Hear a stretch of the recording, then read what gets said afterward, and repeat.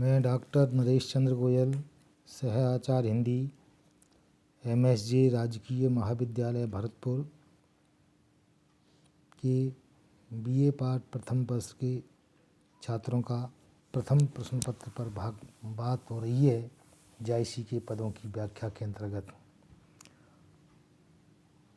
अब तक हम ये देख चुके हैं कि राजा रतन सेन सिंगल द्वीप में से शिकार के लिए निकले हैं और समुद्र के किनारे बैठा हुआ अपने मित्र मंडली के साथ है। वहाँ पंछी पहुँचता है। पहुँच करके जब ये देखता है तब उसके बाद में 2 मास के करीब जम्बू द्वीप में रहा। उस द्वीप के चित्तौड़गढ़ नामक शहर में गए, वहाँ हम जल गए, ऐसी बातों को वह कह रहा है। पेड़ पर बैठा हुआ पंछी और राजा सुन रहा है। अब आगे के पद में देखिए,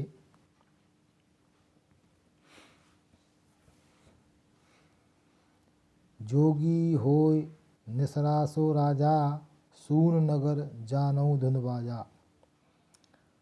उस पंछी ने नागवती की पूरी तरह कथा सुनानी प्रारंभ कर दी थी और प्रारंभ कर दी थी उस चित्तौड़ के राजा का, गढ़ का जो राजा था, वो कह रहा है योगी बन करके महलों से निकल गया।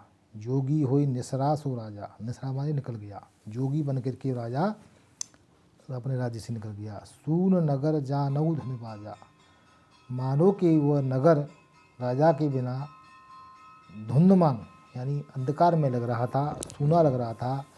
उस नगर में कोई नहीं रहता, ऐसा लग रहा था। नागमती है ताकर रानी, उसकी जो रानी थी नागमती है।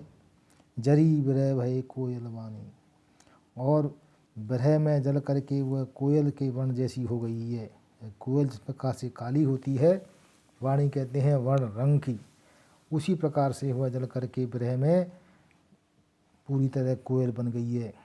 अब लग जार भई होई अछारा, जब यह है धुंध, अब तो जल करके वह पूरी तरह से, अब लग जर भई होई रे छारा, छारा कहते हैं राख को, अब तो वह पूरी तरह से जल करके राख हो गई है। कहीं न जाए विरह की छारा, मैं उसके विरह की हाल को देख करके इसके बारे में कुछ भी नहीं कह सकता। उसके विरह का वर्णन तो किया ही नहीं जा सकता।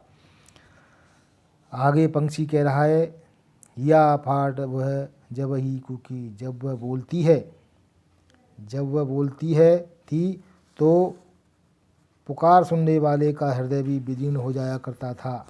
ऐसी स्थिति में परे आँस सब होए लूकी, उसके आँसू छिटक छिटक कर चारों ओर पृथ्वी पर गिर जाते थे, यानी पूरी तरह से बिखर जाया करते थे। पृथ्वी पूरी तरह से आंसुओं से हो जाया करती थी।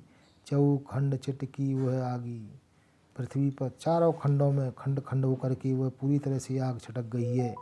धरती जल गगन में लागी, धरती तो जल ही रही है इसके विरह के कारण। ये अग्नि अंतरिक्ष में भी लग गई है, आकाश में भी लगी हुई है। विरह दवा को जरत बुझावा, इस विरह की अग्नि को, दावाग्नि को, जलती हुई दावाग्नि को कौन बुझा सकता है। जह लागे सोए सोहे भा, जिसके लगी हुई है ये वही जानता है, वही उसको देख सकता है, उसको कष्ट को सहन सकता है। हो पुण्य तहाँ तो ठाड़े लागा, हे राजा मैं भी पुनः वहाँ पर खड़ा हुआ था। ऐसी स्थिति में तनवा श्याम जीव ले भागा, मेरा तन भी, तन माने शरीर, मेरा शरीर भी श्याम माने श्याम वर्ण का हो गया, काला हो गया, और मैं फिर अपने जीवात्मा को, प्राणों को लेकर के वहाँ से भागा हूँ। का तुम हंसऊँ गर्भ के, करऊँ समुद्र में केल, मत वही बिहरा बस परे, दहे अगन सो मेल। हे राजा तुम घमंड करके क्यों हंसते हो। यहाँ पर अपने करहूँ समुद्र में केल, और समुद्र के मध्य होकर के, किनारे में होकर के तुम कीड़ी कीड़ाओं में लगी हो, मित्र मंडी के आनंद में से बना रहे हो। तुम सोच रहे हो कि मत वही बिहरा बस परे, तुम ऐसा सोच रहे हो, परे दहे अग्नि सोले, समुद्र तक तो ये अग्नि पहुँच ही नहीं सकती। ऐसा न हो कि कहीं वह आग तुमसे भी लग जाए, वह अग्नि जल में प्रवेश करके तुम्हें भी जला दे।